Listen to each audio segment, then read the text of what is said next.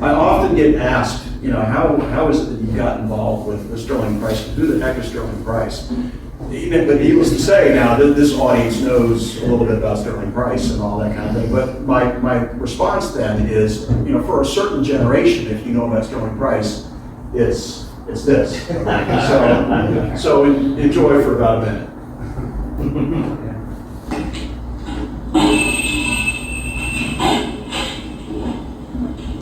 This is my father, Jim Lee, and my nephew, General Stirling Price.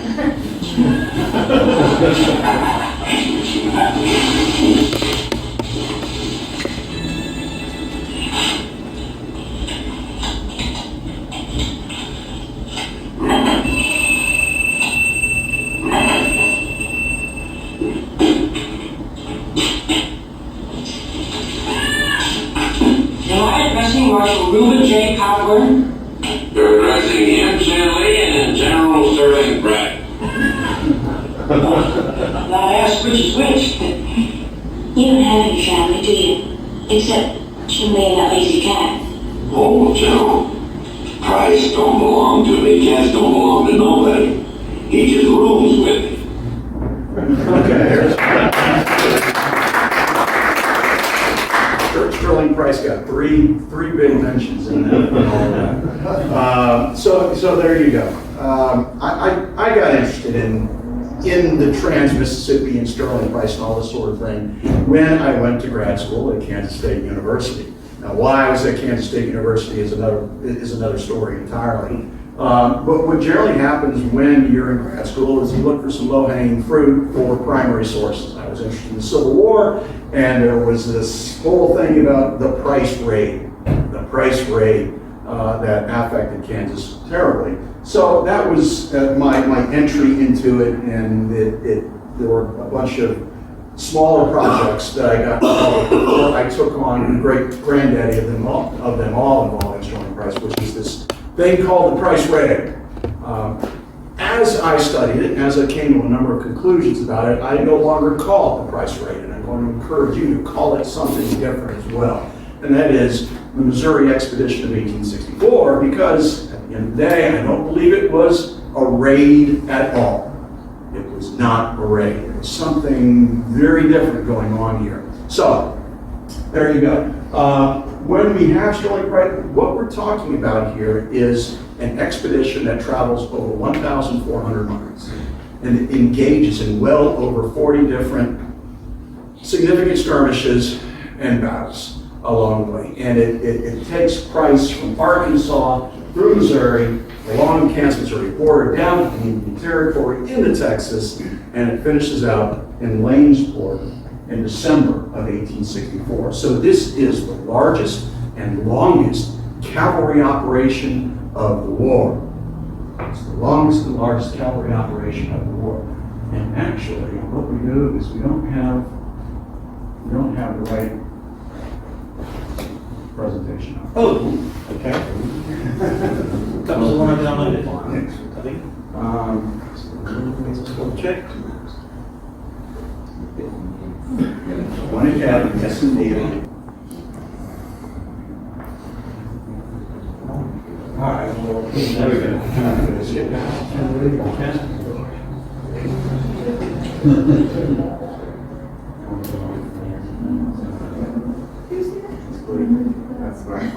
All right, okay, let's try that. Okay. We've got it now. My apologies for that. All right, so we have this longest and largest cavalry operation of the war. And so the big question is why? Why and what's the plan here? And invariably it's going to involve our man Sterling Price and Bob Wright, Edmund Kirby Smith, who we've all seen before now as well. I've got to plug it in. Oh. Can't find the hole. Not the first time.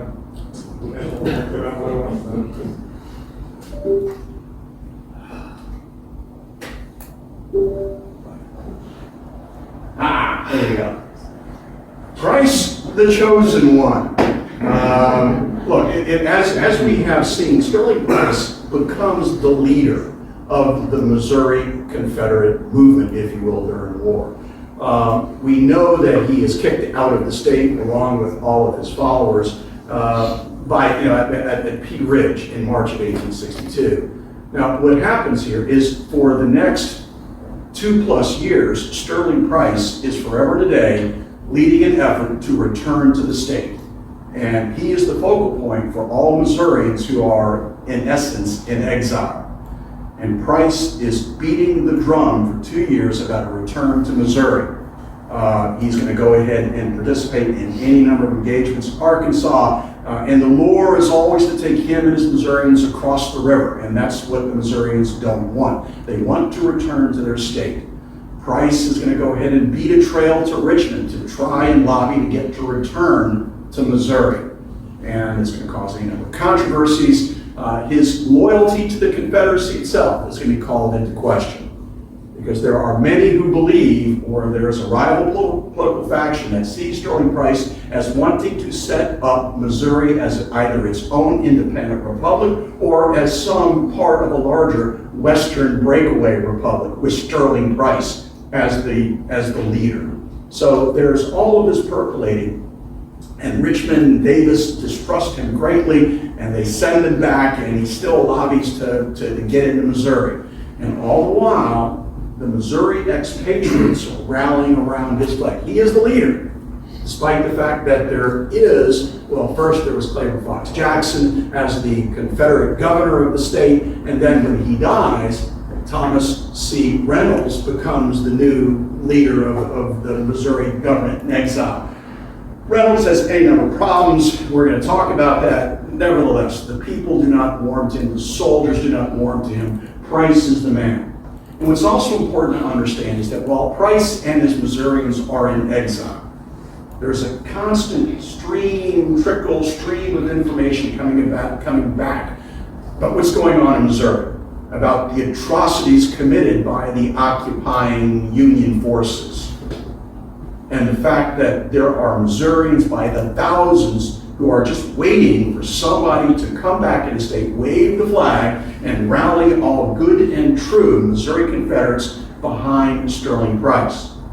And what happens, especially as you go through 62, or better yet, 63, the message becomes even more urgent.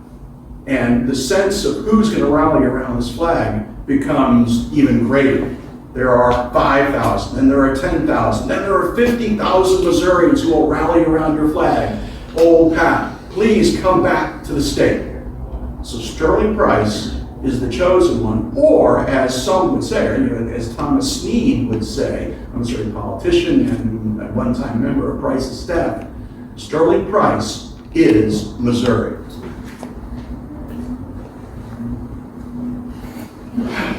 He's got to deal with Edmund Kirby Smith.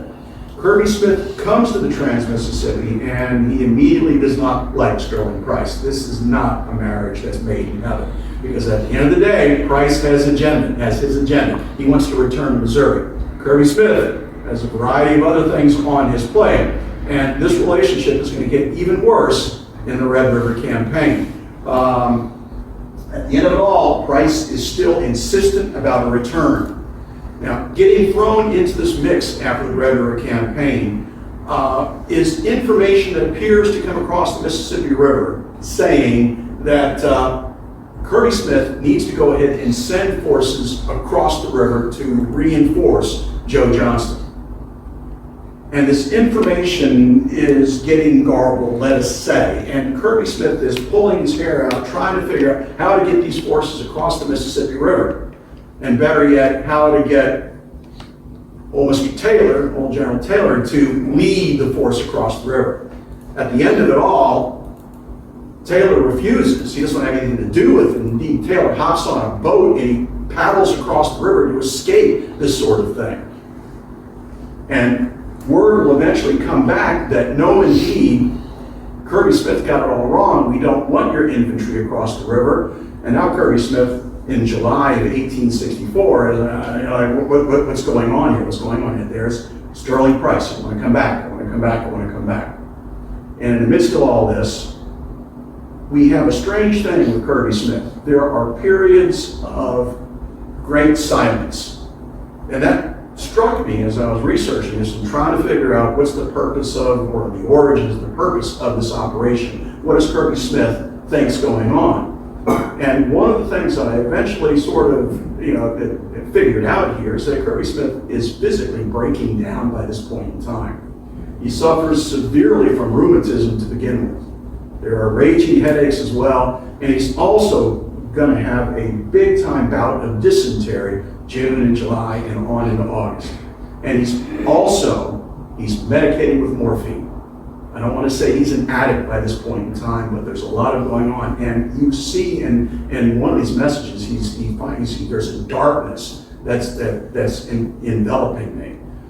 So that, I think, explains a lot of what happens here in the preparation for this operation, and ultimately Kirby Smith's absence in helping this operation, because there are definite possibilities here for Kirby Smith to support this operation much more than he does, especially because there's infantry involved that could have been a part of this, especially because that same infantry could have engaged in a number of operations along in the Arkansas River Valley to help Price to distract the Union force in Arkansas, to grease the skids of his entry into Missouri itself. So this, I think, is a pretty interesting twist and provides context of what's going on.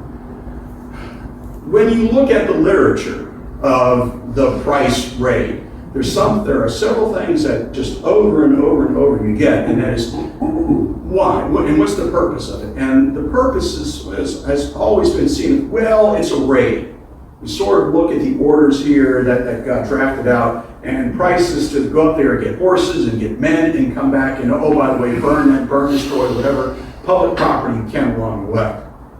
What also gets put on top of this operation is as a great political purpose to go ahead and ruin the elections, the 1864 elections for the Yankees. Was also put on top of this, it was designed to siphon off troops from Sherman. That would ultimately, let's go ahead and delay his operations, and we can significantly impact the grand strategy of the war by running this operation into Missouri. Now, what I believe is that none of that holds. This was not a raid. This was the first purpose of this was not to go ahead and get troops, burn stuff, and get weapons and just create mayhem. Its purpose was not to go ahead and impact an election or the national elections of 1864. And its purpose most certainly was not to go ahead and siphon off troops from more important strategic parts of the war. None of that is a part of this. What matters most from start to finish is Stirling Price wants to go back to Missouri to liberate Missouri, to stay in Missouri, to create or reinstall the legitimate Confederate government of the state of Missouri. That is his objective. Now, if it all falls apart and you can't do that, well, then that's when you hit the other parts of what events are drafted as an order. If you can't stay, then you draw men, you draw supplies, and you come back. Kirby Smith knew this, and that's a big part here. Price was not freelancing this at all. He had been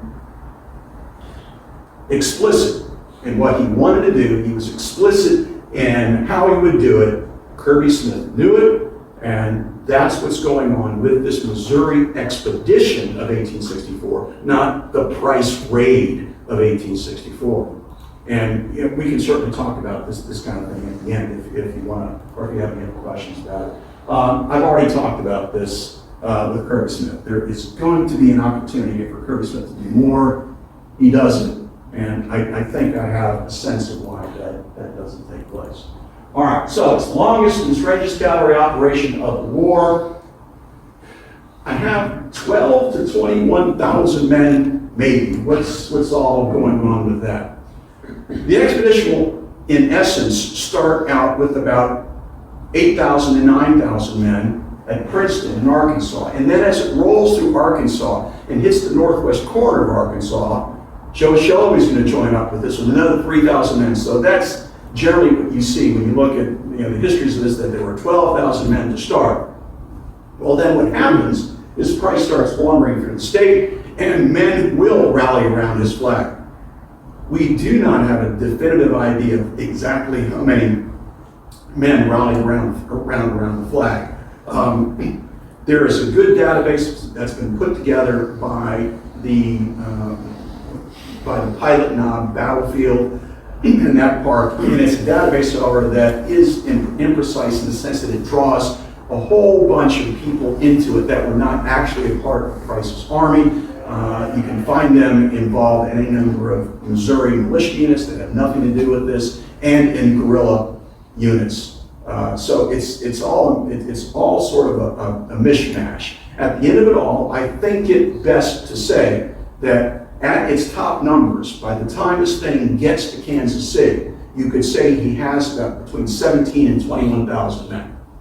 I think that is a legitimate figure to deal with. And the brass band, we cannot forget about that. He's got the brass band. Now, largest, strangest cavalry operation, because now let's go ahead and look at the force itself. One half of the men did not want to be there. What do I mean by that? Well, those are Arkansans. And those are Arkansans recruited primarily by Joe Shelby at the point of the bayonet. Shelby is detached to the northwest part of Arkansas to clean it out, to find those who have evaded the draft, those who have deserted, and he brings them in by the bushel basketful. Even those Arkansans who were part of Arkansas regiments that were there in the very beginning, they're very iffy on doing this. Why? Because, well, there are Union forces in Arkansas that could be dealt with. Why are we going to Missouri? Those men who were a part of this, those who are willing, if you will, what we see with this is that there's a terrible supply problem here. That this is an army, if you will, that is destitute of so many of the essentials here in conducting warfare. That they're shoeless, they're sick, malaria runs rampant among Marmaduke's division, which is coming from the vicinity of the Mississippi River. When you look, especially something like Marmaduke's division, we have 30% of its aggregate strength is not present for duty. They are sick. 1/3 of these men have no weapons. They have no weapons. Welcome to the war in the Trans-Mississippi of the Confederate Army. The design of this mission was to go find weapons along the way. And it was no different than any of the other raids that had taken place. Marmaduke's first and second raid, Joe Shelby's great raid. These guys are going along countless without weapons and there to go ahead and pick them up from dead Yankees or capture them from the Yankees. That's what's going on. It's just absolutely mind-boggling when you think about that. Those that did have arms, generally had, well, I'm not going to say that they're uniformly bad in a bad state. A lot of really, really bad weapons, a lot of shotguns in this mix, a lot of fowling pieces in this mix. So it's just a hodgepodge, which serves, it has a logistical challenge behind it. So we have an army that so far is largely filled with guys who don't want to be there, guys who are not well, guys who are not well equipped, and the expectation is, of course, to go pick up the arms. This is cavalry. This is a cavalry operation, and 1/3 had no horse. They had no horse, they had no mule, they had no donkey. And even those that did have the horse, well, those horses were in a broken down state. They had just gone from the Red River campaign, and even though they had captured a lot of horses, the state of those animals, and by any of the accounts that talk about this, is they're broken down. Marmaduke's division is pretty good in some of the reports that we have from it, and his horses were also, so there was an outbreak of glanders. So there's this nasal problem that we have that's really deadlining any number of these horses. So we have a significant chunk of this army that is on foot. It's walking along in the trail of the horse and the mule, and horses and mules that were not feeling so well. And I want you to keep that in mind as well.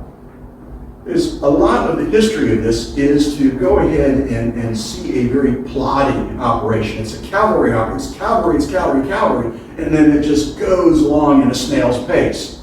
And then there are going to be any number of charges about how Stirling Price conducted this. The pace of it's his fault. He was a doddering old man. He wasn't a cavalry. He didn't understand lightning operations, et cetera, et cetera. Well, the reality of it is this thing was only to go as fast as the men walking behind it could go. And not only that, when you start to pick up a beef herd, it's only to go as fast as the beef herd walking behind it. So let's kind of wander through some of these guys. It's going to consist of 3 divisions. So we have 3 cavalry divisions, and the first is commanded by James Fagan. Fagan is an Arkansan. He was an infantryman at the Battle of Shiloh. He's going to be converted to a cavalryman by the time the Red River campaign comes around, and he's going to have a mixed record. He will have success, but Price will not be happy with his performance under him. Price believes that Fagan sort of freelanced and he missed greater objects of opportunity. So Price does not trust him. What's also very interesting is most of his subordinates do not trust him. His regimental commanders uniformly do not think highly of him. The rank and file within his Arkansas regiments tend to not think very highly of him. There's one account that calls him, he's a big greenie. He's a big greenie. There's a guy who does not know what he is doing. He tends to be personally aloof, but by the same token, there's evidence that he can be very magnanimous. That there are periods on this march where he will dismount and he will give his horse over to a soldier to go on. Similarly, there's another episode where there's one of his officers loses everything in the baggage. He has no coat, and they're in cold weather, and Fagan is giving him his coat.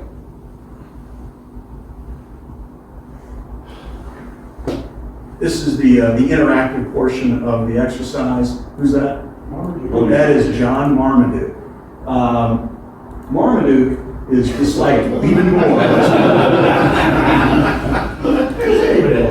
Because the bridge to this is to say that Price will not trust Fagan to do anything.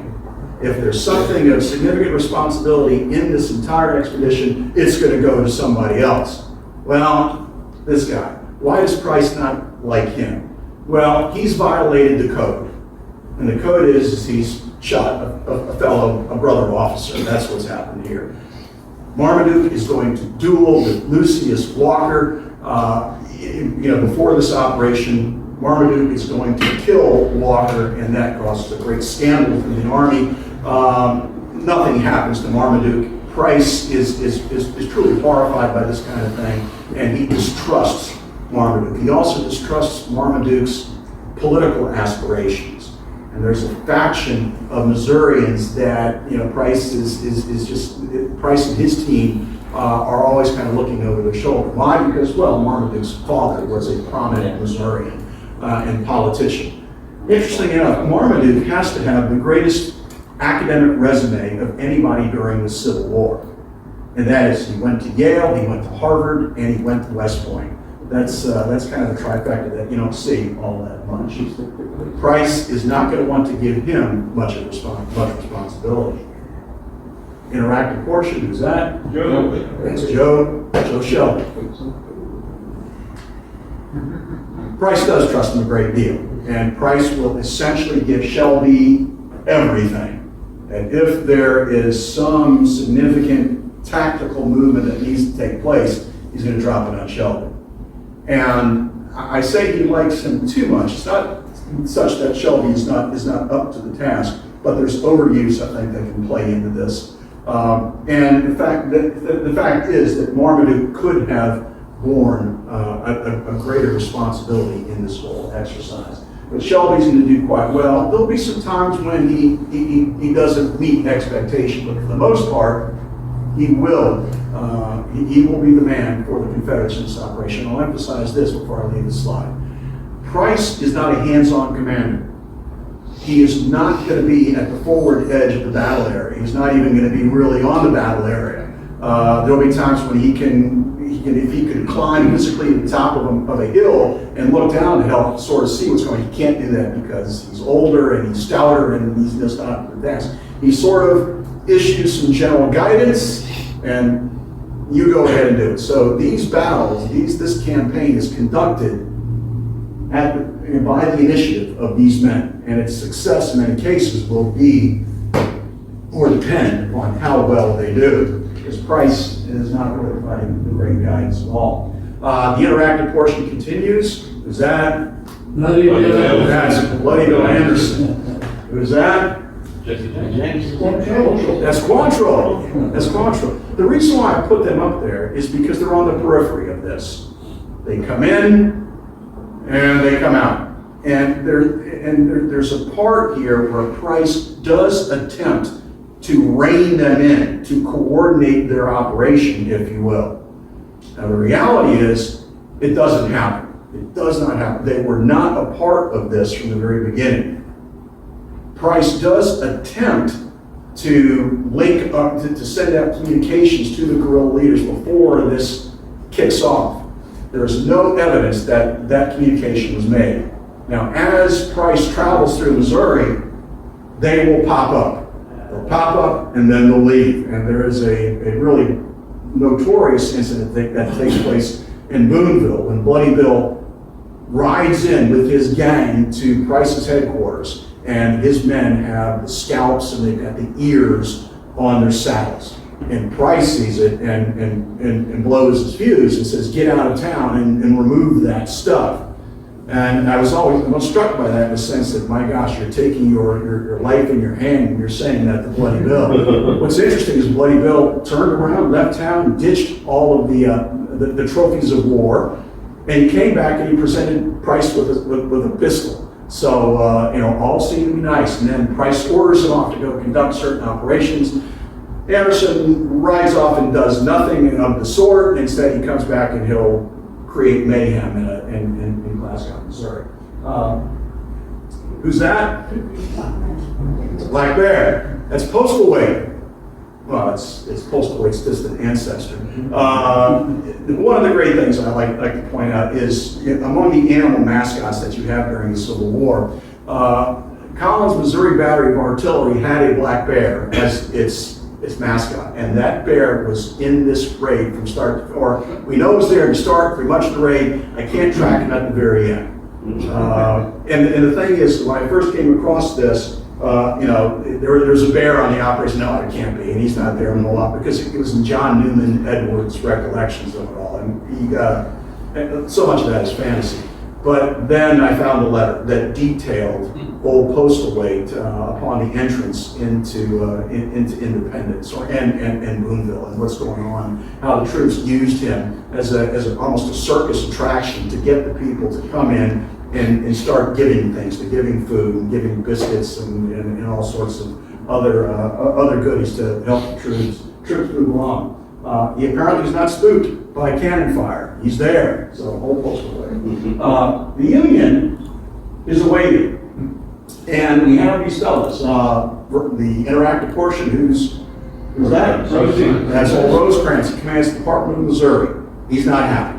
He's one of those guys who's been flushed across the Missouri River into the Trans-Mississippi to go ahead and disappear forever. Ulysses S. Grant hates him. He believes, well, hates is a strong word, he dislikes him. And as Grant would say, he would call for reinforcements even if he commanded in Maine. Now what's happened is this department has been denuded of troops. It's lost over 2/3 of its manpower in 1864. There are only 17,000 troops, militia and volunteers in the state. And Rosecrans is feeling the heat. He's got nobody if Price should come. So he commands the state, and he's got to figure, all right, if he's coming, where is he coming, and who do I have to defend him? Pleasanton. Alf Pleasanton. Alf Pleasanton has also been flushed across the Missouri River. One-time commander of the cavalry of the Army of the Potomac is now persona non grata, and he knows it. He knows that this is, I've been put out of the pasture. And he arrives in the middle of this operation. And he is going to have significant impact as Price maneuvers and heads towards Kansas City, and he's going to be chasing him more on old Alf Pleasanton. We know that guy, that's Samuel Curtis. He awaits in the Department of Kansas, and he has got or will have eventual access to about 22,000 militia, raw militia, and volunteer troops, should Price head that way. More on that story. So, generally speaking, the literature, what we knew, or we thought so much of what we used to think about this is dominated by these kinds of guys. Thomas C. Reynolds is the governor of Missouri, and he's along for the ride. He too distrusts Price. He thinks Price wants to be, the governor of Missouri or the governor of some new republic, and he's to watch him. He's to make sure that when Price gets to Jefferson City, that he's going to be put in charge. And when and spoiler alert, again, this operation ends as a great failure, he's got plans. He's going to go ahead and write an essay and have it published in a newspaper that absolutely excoriates Price. Fills it with all sorts of lurid details about how Price screwed this thing up. And so much then of how historians used to look at this was colored by what this man had to say.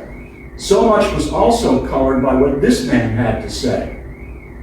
Interactive portion. This is John Edwards. This is John Newman Edwards. This is a newspaperman who becomes really the great big publicity flack for Jesse James. He's writing big on Jesse James. Now, he was the adjutant for Joe Shelby. And I'll also note he had a significant fondness for the Bible. And so put all this together, and he absolutely adored Shelby. And everything they wrote during the war seemed to be geared to pumping up Shelby and what could have been and what was done by Joe Shelby. On the Union side, that's Richard J. Hinton, and Richard Hinton is going to go ahead and write the first history of this, has great influence as well from the Union perspective, and what he tends to do is pump up the importance of Curtis and the Kansas militia and all that's going on.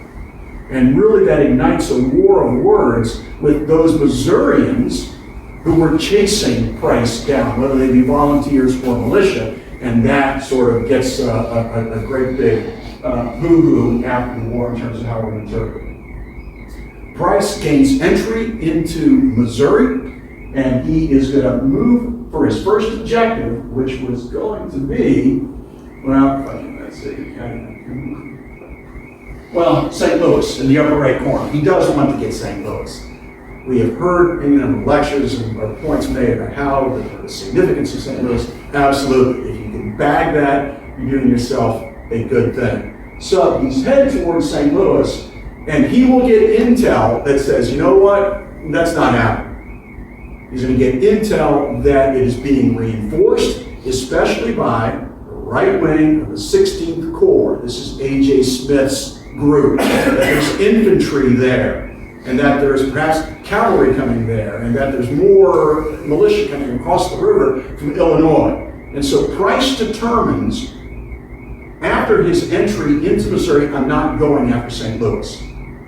That it was not the objective. When he peels off and he attacks, when he attacks Pilot Knob, you can see Pilot Knob up there. September 27th. Yeah, September 27th, Pilot Knob. He goes there because it is a significant Union garrison. He goes there because there is all sorts of rumor that you have a particularly noxious breed of Yankee militia there as well. Those who have engaged in any number of raids and atrocities against pro-Confederates in Missouri. He goes there because he knows Thomas Ewing, author of General Order Number 11, that depopulates western Kansas, western Missouri, the three counties of western Kansas after Quantrill's raid is there. And so he attempts to reduce Pilot Knob, he attacks it, and it is a defeat. He attacks it any number of times, primarily relying upon Cable's brigade of Fagan's division as well as Marmaduke, because he had sent Shelby off on a much more independent operation. Long story short out of that is that Price is going to lose about 500 men. Ewing is going to suffer literally 13 killed in action. It's a disaster in that regard. Now, the way historians really play this is they say this was such a terrible defeat for the Confederacy, this ruined Price forever in the Missouri operation. Not true. Not true. When you look at his total numbers, you look at the percentage of his loss there, it comes in about 6%. So this is not crippling or disabling for future operations. No matter, Price will now head to the north. He'll head to the north. And he will not go for St. Louis. He will peel off and then go along the Missouri River, headed towards Jefferson City. And we have a fairly complicated map that follows Price toward Jefferson City. You see any number of subsidiary rigs that begin to peel off from this. You also see trailing along some Union force. But for the most part, Pleasanton is not ready to go. A.G. Smith is not ready to go. New cavalry that have arrived on the scene, they're not ready to go. So Price is pretty much at a leisurely pace headed towards Jeff City. October 8th to the 17th, he's now in what was really headquarters pro-Confederate sentiment in Missouri. This is the region known as the Boone's Lick. This would be where he could draw recruits, or where he thought he would draw a great many recruits, and he does. He begins to draw them by the hundreds. He sends details across the Missouri River to go ahead and get those boys and bring them into his army. And so he is taking his time, and as he takes his time, Confederate or Union cavalry from St. Louis begins to kind of probe in his area. And so you see this. It's a brigade commanded by John Sanborn. You see Epstein and McMahon, who are going to conduct sort of a feeling operation for Price there at Booneville. Ultimately, they'll go ahead and withdraw from that. It is not a significant battle that develops from it. And then Price will now just continue on through the Boone's Lick, headed towards Lexington, Independence, and Kansas City. So as Price is now moving along the Missouri River towards Kansas City, Kansas itself begins to lose its mind, or at least a certain element begin to lose its mind over what is to come. Men of Kansas rally maybe. Governor Thomas Kearny issues the mobilization call for his militia on October 9, 1864. Men of Kansas, come, rally for the cause. Kearny didn't want to do that.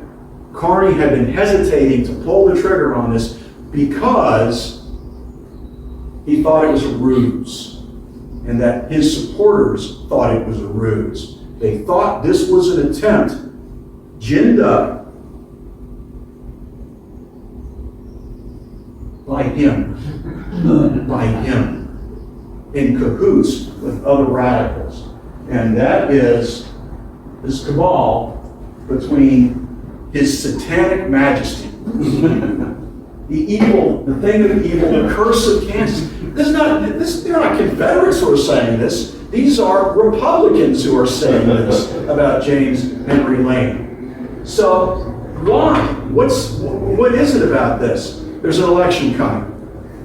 And the bare knuckle reality of Kansas politics was that there was a great fear that Lane was using Price, or the threat of Price, as an excuse to take the militia away from the polling station. And thus Lane would go ahead and dominate.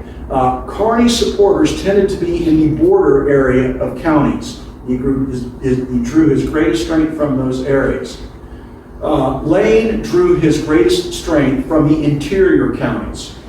And the militia that was going to be most generally affected were Kearny's militia, Kearny's supporters. And so again, there's just this great fear, and this has all been ginned up as a political humbug, as they would say.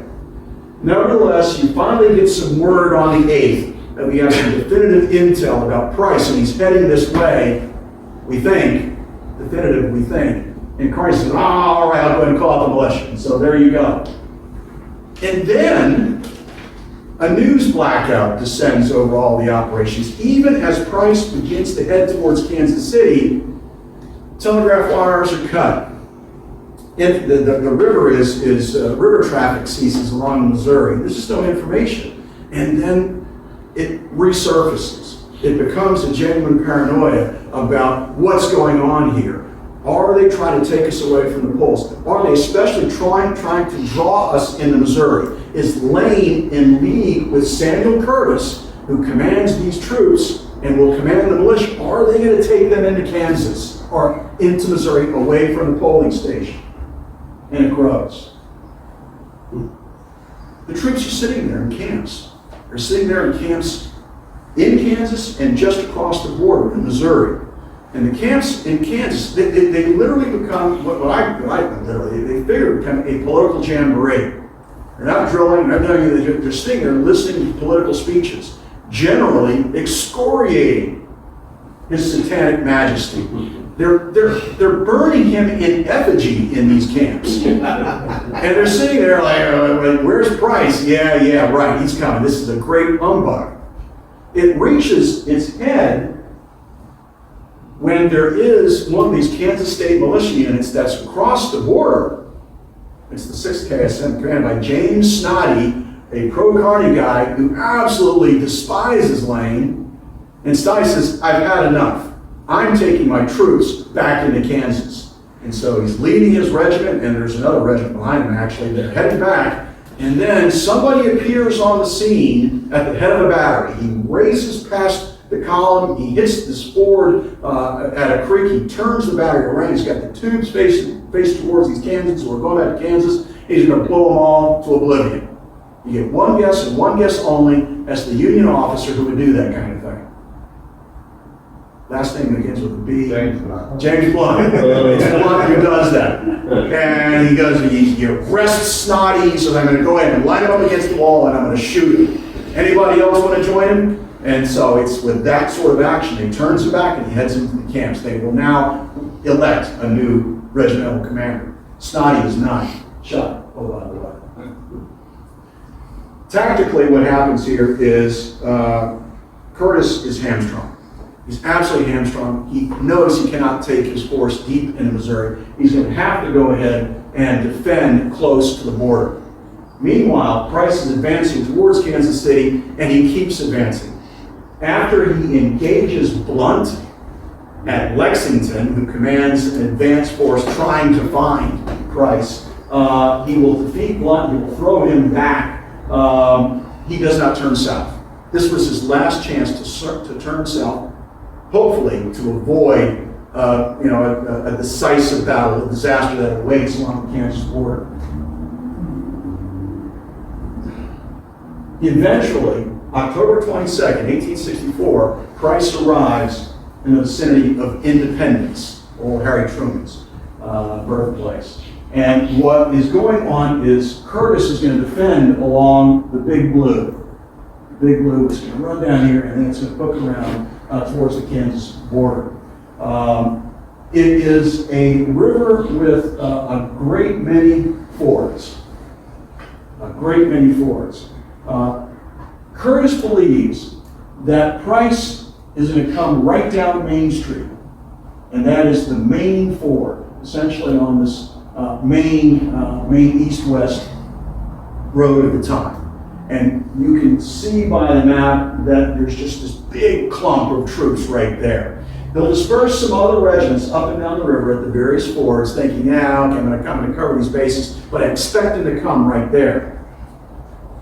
That's not what happens. And you're going to have a particular problem that the cartography of the period is not any good, the maps are not drawn well, the fords are mislabeled. And the great gaffe is that Curtis does tell one of his regiments, now this is commanded by Thomas Moonlight, the 11th Kansas, to go to Hinkle's Ford, which is right here. Moonlight's map labels Hinkle's Ford as what is Simmons Ford to the north. So that's where he is. Hinkle's Ford is not guarded. It's going to come back home. Curtis, throughout the 22nd, is rooted at the main fort. Price is going to come here. I'm going to be here. What does happen is that Joe Shelby is leading this force, Price's army, And it's coming not to the main fort, but it's coming to Byram's fort. And he will fairly readily, he's going to run into contact here with old Doc Jensen, the Jayhawker. And it's enough contact to stop Shelby. Shelby will not press the issue, and instead what he'll do is he'll seek to double envelop this position by sending a force to the south, find a ford down there, and to the north at Hinkles. And he succeeds. Those two regiments that go towards those fords find them unoccupied. They blow across the river, and they are now in the rear of old Jenison. Jenison retreats, and this whole southern part of the Union line is now in peril. It's going to collapse. And two things that go from this. So the bulk of these troops now retreat from the river, and they head towards Westport. And we're going to develop sort of an arc around Westport that night, across what's known as Brush Creek right here. So Union forces will begin to congregate up here. To the south, unfortunately, you have any number of militia units that were isolated.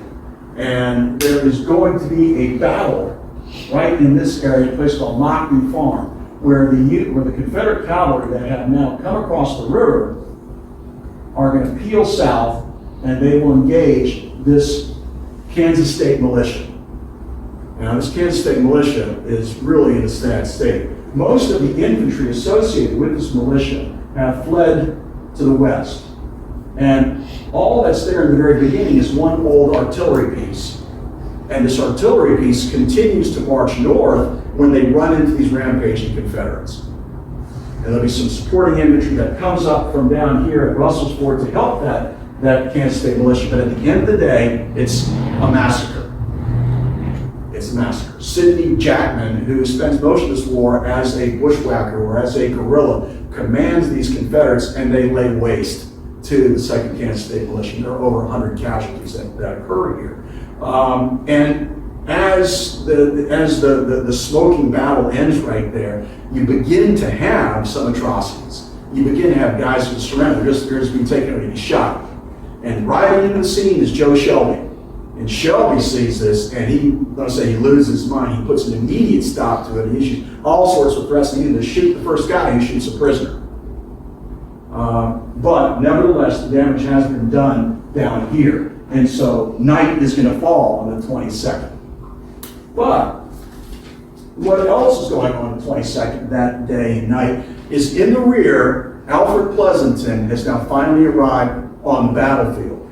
And he is pushing through Independence, Fagan and Marmaduke's division, who are piled up behind Shelby. And so throughout the afternoon, he's pushing and pushing and pushing in this rear guard action through Independence. And then in the evening, late evening, or early evening, and then to nightfall, you continue to have this battle with the rear guard. This is Fagan's division and then Marmaduke's division. Pleasanton will push this throughout the night and into the evening. It's dark, and you now have one of these rare combat actions during the war that's occurring. It's pitch black. Pleasanton insists and drives and drives and drives, and finally around midnight, the action just peters out. The lead commander in this operation, Edward Winslow, who commands Iowa Volunteers and has a brigade in this whole thing, says, it's just not going to go. So night falls where Fagan and Marmaduke's division and Price's trains pile through Byram's Fort. They follow Joe Shelby on the other side of the river. So the climactic battle. And these are all the battles for Kansas City. We tend to go ahead and lump them together, the Battle of Westport, but they're just really a series of battles that lead up to this. So the combat on the 23rd, what's going to take place? Price has already determined, I'm getting out of here. I have made the turn to the south, I'm going to go ahead and escape. And Price prioritizes his effort in getting the trains out of there first. He's going to go ahead and try to get his trains south across the Big Blue River again. The Big Blue circled around to the south and headed towards the Kansas border. He's going to squirt him over the river and get him south. And those trains are going to be accompanied by Fagan. Most of Fagan, two of Fagan's 3 brigades are going to accompany the trains. Marmaduke is going to defend at Byram's Ford. That ford that they had just crossed, that they had just taken from Jenison, now they're going to defend that, or Marmaduke is going to defend that against Fagan's, or against Pleasanton's force that's trying to rampage into that flank. Joe Shelby is headed towards Westport. He is going to defend, if you will, anything that Curtis might do, coming from north to south. Now, what's really interesting is that Price says, Marmaduke, you've got Byram's Ford. Shelby, you've got Brush Creek, and that's largely it. Price departs with the trains headed south. There is no coordinated plan here about how these two divisions will operate in a rear guard operation, how they will possibly cover Price's retreat to the south. And even worse, neither Fagan nor Shelby is put in charge. It's just 2 divisional commanders on their own, do your own thing. And so what happens? Marmaduke defends in place at Byram's Ford. Joe Shelby, being Joe Shelby, he attacks, which is really strange because what he wants to do, and he's trying to do, is push Curtis beyond Brush Creek to the north and into Westport. All the while, Price is running to the south, and Marmaduke is maybe holding on at Byram's Ford. And there's no coordination about when they're going to pop smoke and retreat together. And this is how it unfolds. So Shelby attacks, and when Shelby attacks up here at Brush Creek, there's a lot of ebb and flow, typical of a Civil War battle, where lines advance, they meet resistance, they retreat, they attack, counterattack, it just goes back and forth.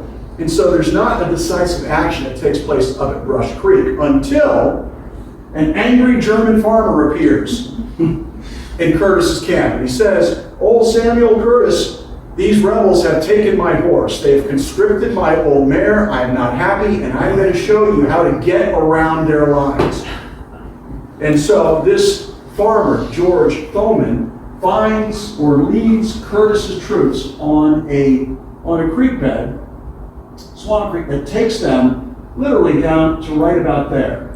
And there you go. In the afternoon of the 23rd, Curtis now pops up. He personally leads a detachment or a battery of artillery and supporting infantry, and now they're able to enfilade Shelby's flank.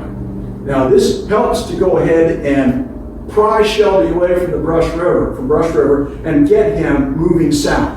But that's not the key. That's not the decisive point in this battle. The decisive point is back over there at Byram's Ford and John Marmaduke.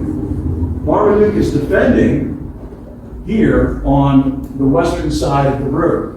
Pleasanton attacks, and he attacks with the militia and the volunteers early in the morning. Now there's a whole great bunch of fun that takes place here. Pleasanton then ordered this daylight attack, and he rides to go look to observe the daylight attack, and nothing's going on.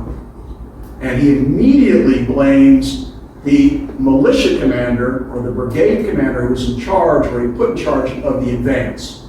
And he rides up and he finds him, and he literally dresses him down. He accuses him that you're a disgrace and you're a coward. I used to say a coward. You're a disgrace, and you have let your men down. You're fired. And he's also fired a regimental commander who's sort of wandering around in the woods as well. And he places now in charge of this whole operation a volunteer cavalry commander, and that's Edward Winslow. So it's Winslow who will get these guys across Byram's Ford and formed up on the western side of the river. And it's get go. Marmaduke defends on the crest of an escarpment. And at first, this attack does not do well because it was the militia. The militia was supposed to charge up this road. And the reality of it is the militia did not do well.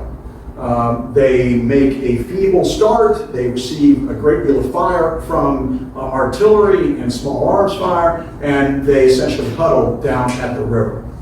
Winslow will nominate Frederick Benteen. And how do we know Benteen from? Well, he's with Custer. Benteen commands 10th Missouri U.S. Cavalry, and Benteen will get them up that road. And what will also take place is the Union, with these cavalry regiments over here, will be able to lay down a suppressive fire. And it's not something you see too much during the Civil War. Suppressive fire is reminiscent, it's not reminiscent, it is exemplified most in providing, small unit tactic, provide base of fire, fire and maneuver. And they're able to provide a significant storm of lead here because the cavalry, and many of them have repeating carbines and rifles. There's a whole hodgepodge of them, but there's a significant amount of lead that's being thrown up at that ridge line, if you will. So to keep the Confederates down, Benteen is able to get troops up there. There's a brief melee with some hand-to-hand combat. For the most part, however, John Marmaduke decides, I'm not going to die in place here. And he retreats, and this retreat is going to become a rout. More cavalry will come across that river in the form of John Sanborn's brigade. It lends weight to the assault, and now we have a collapsing Confederate line. Shelby has his flank, his rear exposed, and he now has to escape with Marmaduke to the south. And here we go. Just try to follow the lines as they are now streaming to the south. The final episode in this battle, the final great excitement in this battle occurs down in here with the trains. So as these guys are now streaming, or even before these guys were really breaking and heading to the south, we have Price's trains. You see them, and Price's trains were following this road, and they were going to head towards the state line, and then south of the state line, all the way down, hopefully to safety. You can see that he had brigades from Fagan's division. He had 2 brigades from Fagan's division. And when Fagan sees that there's a Union force that's congregating over here, he then spurs the trains on ahead, and he will stay back to lead a defense, to go ahead and stop the Union cavalry right there. Now, what's also a part of this episode, it's not just one of those 2 armed brigades of Arkansas cavalry. What you have is a brigade of unarmed Confederate recruits. These guys who come to the Army, they have not been already incorporated into one of its existing regiments, and they are there without arms, on horses, sometimes 2 guys to a horse. And they will be in a screening force that rides back and forth, jigging up dust and trying to lend confusion to what's going on. And you know what? It works. It absolutely puts the commander of this Union cavalry, John McNeil, the butcher of Palmyra, oh by the way, he's paralyzed. So, my God, there's a lot of Confederates there, and he does not do anything. He gets the troops at best into what's a dry creek bed here at Hart Grove Creek, and there they stay. They exchange some desultory fire, but that's it. Bottom line is Price's trains will live to fight another day. Alf Pleasanton is going to find out about what happened here with McNeil, and he's going to get court-martialed too. But this is where it ends in the afternoon of October 23rd, 1864. Samuel Curtis and Alfred Pleasanton have a great victory.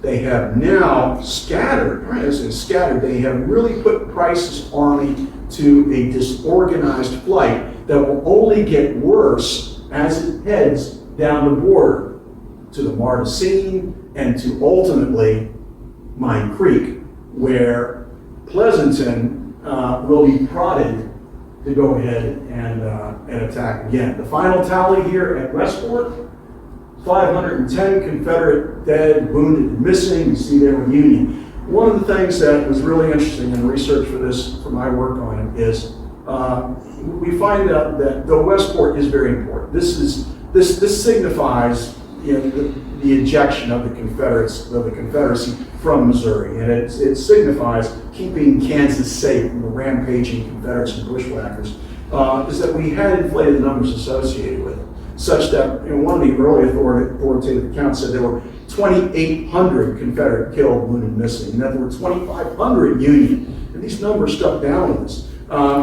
The next authoritative book had combined casualties of 3,800. And so we have a great exaggeration of the mayhem that happened at Westport. But still, we do have a significant action. Price will retreat down. He will be brought to bay, or at least 2 divisions of his army will be brought to bay at Mine Creek, destroyed, and away they go. One of the final controversies that you have here is at Westport, Alfred Pleasonton decides, I've done enough. I've done enough. I've been aggressive, and my forces have given us victory. We don't need to go anymore. Indeed, there at Westport, Pleasonton is talking about taking his cavalry and heading back to Jeff City. Curtis is absolutely horrified by that. No, we got to keep attacking. We got to keep going. We got to keep going. Blunt is a part of this, and he's losing his mind. At the end of it all, Curtis asserts his seniority. Pleasonton, you will stay. You will continue. You will go with me. Blunt, I'm not going to let you attack right now. You're going to go after midnight. I'm going to go ahead and reconstitute you. I organized, and Blunt's, no, let me go. And that's how it ends there at Westport. Blunt will be a part of the lead, and then Pleasonton will be forth with his cavalry to take it, and it's Pleasonton's cavalry that will corner at Mine Creek. Price will continue his march, and it will get worse, he's going to have to go ahead and destroy 90% of his wagons, his feed, his forage. His men are going to become increasingly demoralized as they head. They're suffering constant attacks by the rear, and the force just begins to disintegrate. It's going to hit the mountains of the Ozarks. It's going to get cold. It's going to go and suffer exposure, and then they're going to peel away from that. They're going to go into Indian territory, and they're going to experience just a land with no food.